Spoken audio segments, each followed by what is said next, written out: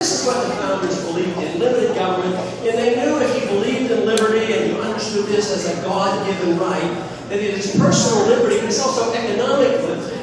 And I've complained so often and tried to make this point that in the last 100 years, we've divided ourselves, and we're divided into one category that pretends they protect economic liberty, and the other side pretends they protect personal liberty.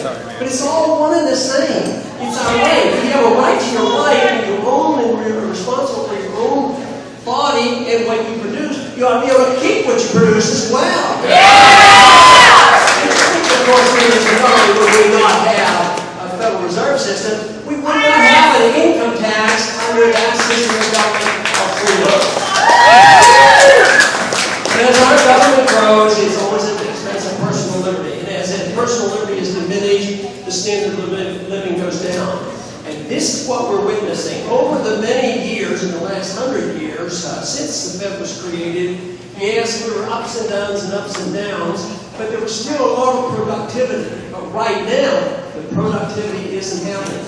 The world still trusts us because we are a wealthy nation, a powerful nation, so they're still saying, no, we'll still take your dollars. But how long will they keep taking your dollars? Because when they take our dollars, guess what happens? Production goes overseas. We're not producing because they're taking our dollars and we're sitting around debating and just accepting these goods and services. But that is coming to an end. That is what's been discovered in these last 5 years. In 2007, when I ran before, and 2008, it was just barely cracking the ice on some of these issues. But it's dramatically different now. People are aware that they're sick and tired of all those wars overseas too, and all the waste.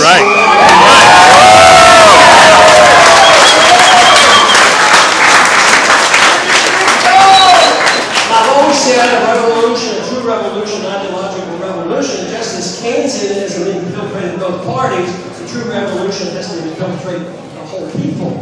And I'm sure you heard that about a week ago, we had a vote and we tested this, and we had bipartisan support and easily beat the Democrats on auditing the Fed.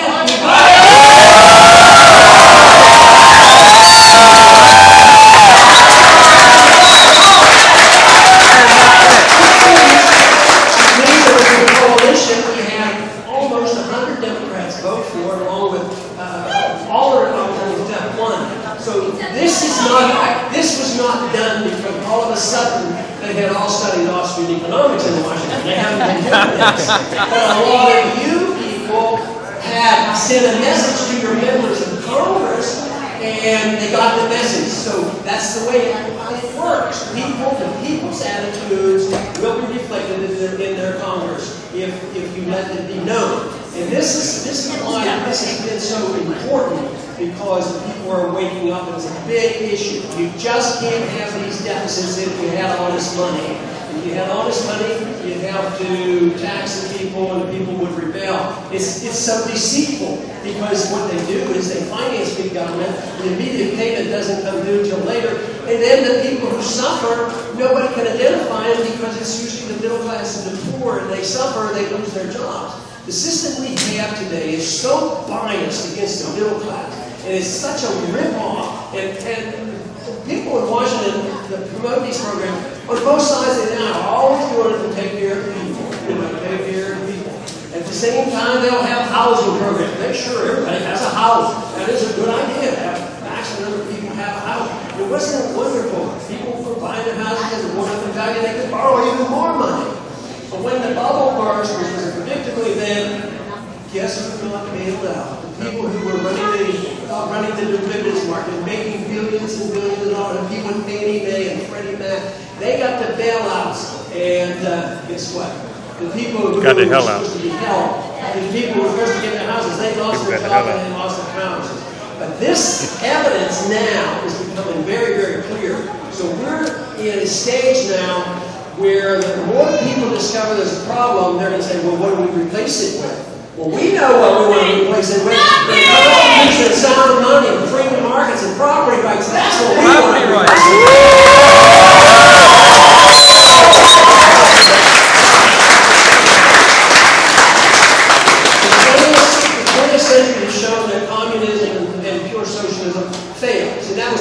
by Mises, the great Austrian economist, as early as 1912. He said that it won't work because of those pricing structure.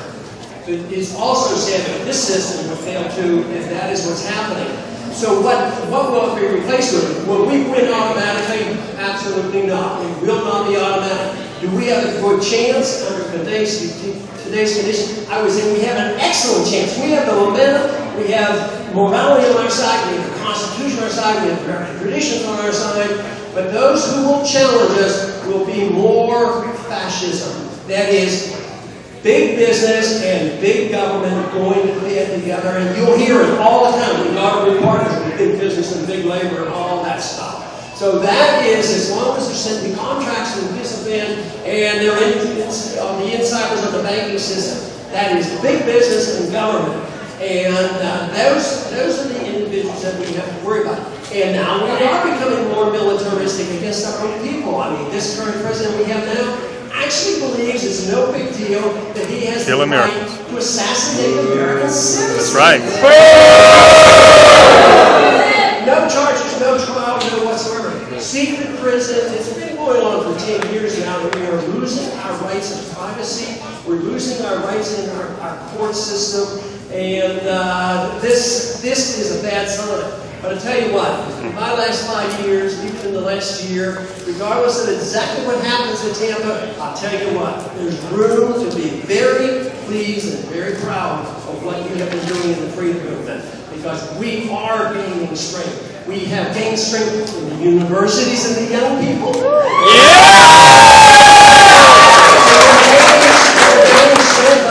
Another group of people who knew what was right but sort of dropped out later, and they tried to hold things together intellectually, and they are the remnant. And the energy that comes from the young people is overflowing into this group of individuals that now are coming out and getting involved. So I see a lot of reasons to be optimistic, but not overly confident. So this is the reason why we have to keep a lot of good people in government and encourage more, and I think this is happening. We just have numerous people around the country.